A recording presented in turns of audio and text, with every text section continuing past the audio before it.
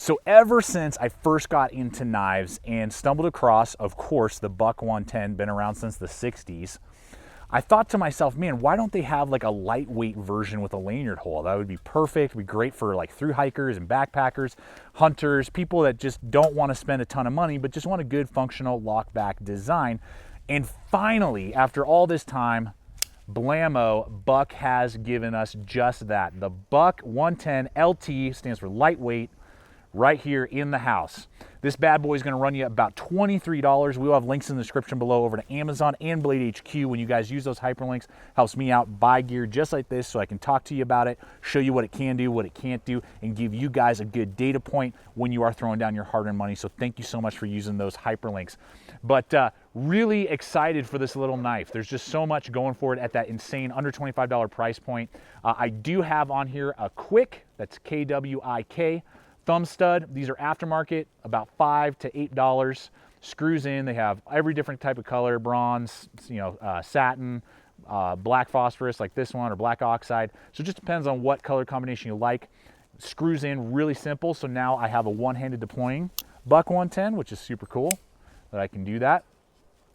And the things to note with this knife, obviously exact same blade, 420 high carbon. Buck's been doing it forever with that, good heat treat. USA made. Is it a super steel? Absolutely not. You're gonna have to tune it up pretty frequently, but it's easy to get razor sharp even out here in the field just with a ceramic rod or any sort of diamond stone, even leather strops. So really like that. Good 3.75 inch overall, about 3.5 actual cutting edge, hollow grind, super classic clip point there. Huge handle. That's another big aspect, particularly for us, who like the outdoors. A slim, thin folder is great for EDC, carrying your pocket, but when you're out here in the woods, if you're using a pocket knife, that's not always great. You're gonna get a lot of hot spots. It's gonna feel uncomfortable, gonna bite in certain areas. Not the case with this 110. It's nice and rounded, very large, so with gloves on, or those of you with larger size hands, it's gonna fit really nicely. The glass reinforced nylon, I believe, is what they're using with this polymer handle. Is nice and textured, so you are going to get better grip and traction than the original 110s as well. So that's a big plus, particularly when you got like wet or sweaty or bloody hands, depending on what you're doing. So that's another really good plus. The other big positive for me is the lanyard hole. That's a big drawback to the original ones for me, regardless of the 112 or the 110. No lanyard hole, so you can't put it in like a coin pocket if you do want to EDC it, or something like that. Or just deep, just throw it in your pocket. You got to fish around in there, and there's nothing that you can grab onto to pull it out. So now that they have the lanyard hole, I think that's also a big, huge plus. Totally dig that a lot. Basic, budget-friendly nylon pouch. It is nice that you can wear it horizontal as well instead of just vertical. So I like that aspect as well. So it's a little less, lower profile than the leather normal ones that you would get with the Buck 110 when you get the wood handle with the brass or bronze bolsters.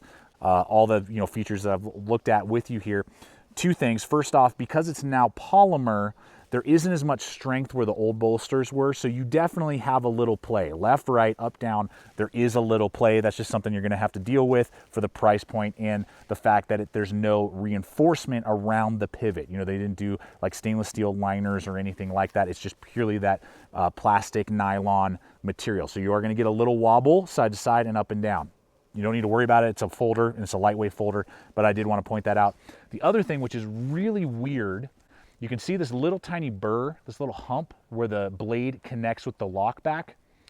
I purchased one of these. It came to me like that. I thought, that must be just some, first run fluke, because these are brand new to the market. So I purchased the second one, had the exact same issue. I did some research. That is normal. Apparently that is how all Buck 110s, regardless if it's the LT or not, come. But then because they don't polish the 110 LT, put it up against a polishing sander, this burr doesn't go away. The old models, that's what they would have. There would be this little burr here. They would sand it off, and polish off the wood handles and the bronze or brass bolsters, and that would remove that little burr. They don't do that with this model, and so you're gonna have this little tiny goofy burr there.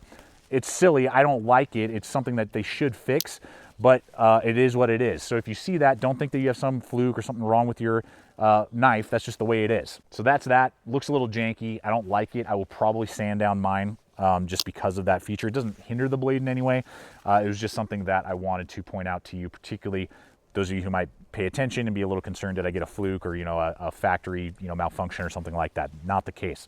So with all that being said, folks, should you throw down the less than $25 for this knife, if you like the 110 series, you know what you're getting.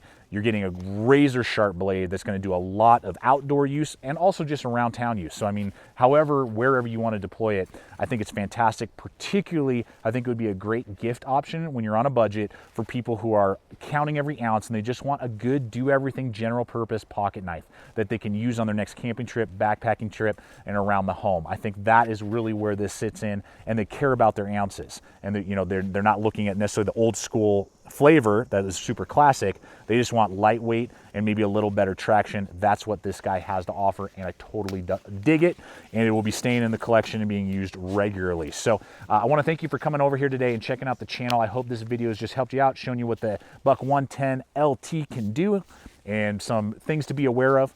I want to thank you also for subscribing if you're a regular subscriber. If you're not, I invite you to become part of the GT family. We're throwing up videos every single week, giving you guys full, honest, comprehensive videos just like this, so you guys can know and have data points before you throw down your hard-earned money. That's what we always want to do here, is help you guys spend your money wisely and not regret a purchase, particularly when you're buying your next piece of gear to go out and enjoy life and the wilderness and just whatever you are doing and whatever piece of gear you might be wanting to throw in your system. So thank you so much, guys. Check us out on all the relevant social media as well. It's a great way to stay connected and see what is up and coming. And finally, always remember, stay equipped, stay prepared, and we'll see you out there.